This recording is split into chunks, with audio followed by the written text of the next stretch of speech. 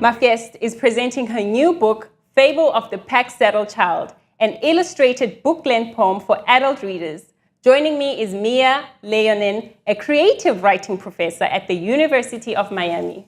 Welcome. Thank you. It's wonderful to be here. Thank you for joining us. Thank you for joining us, Mia. Why a children's book for adult readers?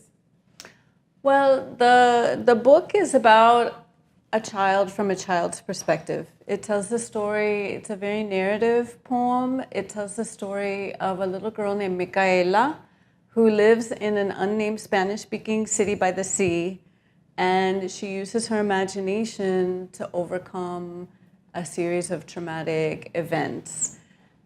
Therefore, the content of the book is for adult readers, or high school and up, really. But the content, because of some of the things that happen over the course of the book, are for adult readers. But I specifically wanted to create it as if it were like a children's book. And that's part of the reason I called it a fable. I wanted there to be a sense of an imaginary place, and a few other elements of the fable come up in the book. Now, I understand that this 10-year-old Micaela is sexually assaulted by her mother's lover. Mm-hmm. Was it traumatic for you to write about such a traumatic experience?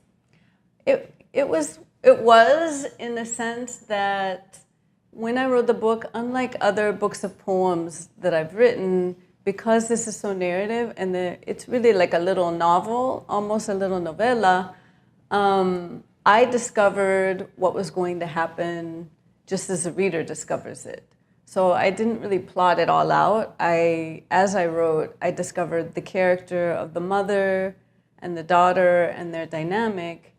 And early on, I knew that the mother was a sort of like feisty young mother, feisty, frustrated with being a young mother and in need of a lot of love. And in that sense, she's always looking for a boyfriend or someone to have his arms around her.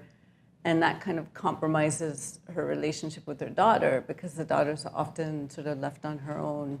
So all of that to say, I discovered the character and what was happening to her, just like the reader would. And yeah. So Micaela becomes obsessively drawn to the tilde on the Spanish letter word N. Yeah. Is there meaning behind that? Well, again, it sort of happened in the process of discovery in the book, but the meaning for it was, I think, looking at it in retrospective, children are drawn to surprising things, mm-hmm. like images, and oftentimes children will want to wear the same shirt for several days because it makes them feel comfortable, or they'll draw the same thing over and over. And I think in the case of Micaela, she just became sort of fascinated by that curvy line, the tilde, on top of the ñ. And the fable characteristic in the book, as you know, in most fables, they're like talking animals or something comes to life. And in this sense, that tilde on top of the ñ comes to life and leads her on her adventure. Wow. So it really captures her imagination. Yes. Mia, where do you draw your inspiration from when it comes to writing? Well, this book is very unique because in this book, a couple of the things I drew my inspiration from, which for the first time really were movies. So there's a movie called Pan's Labyrinth, mm-hmm. and there's a movie called, they're both Spanish films. One and the other is called Blancanieves. It's a silent version of Snow White. And in both of those movies, children are the protagonists, but they live in a world that's very cruel and very fantastical at the same time.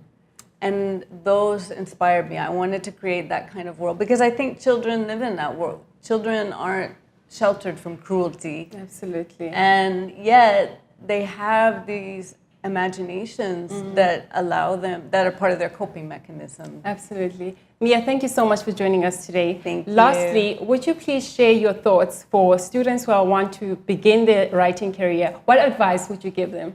I would say read as much as possible, and when you find something that you love, read everything by that author. I would say attend events like the book fair where you actually get to hear authors speak and meet other people who love reading. and then just take your pen and go into a quiet corner and let yourself Start writing. imagine. Yes. Oh. Mia, thank you so much for joining us today. Remember that the 35th Miami Book Fair begins Sunday, November 11 and ends with the Weekend Street Fair extravaganza beginning Friday, November 16th until Sunday, November 18th. This is an event for the entire family.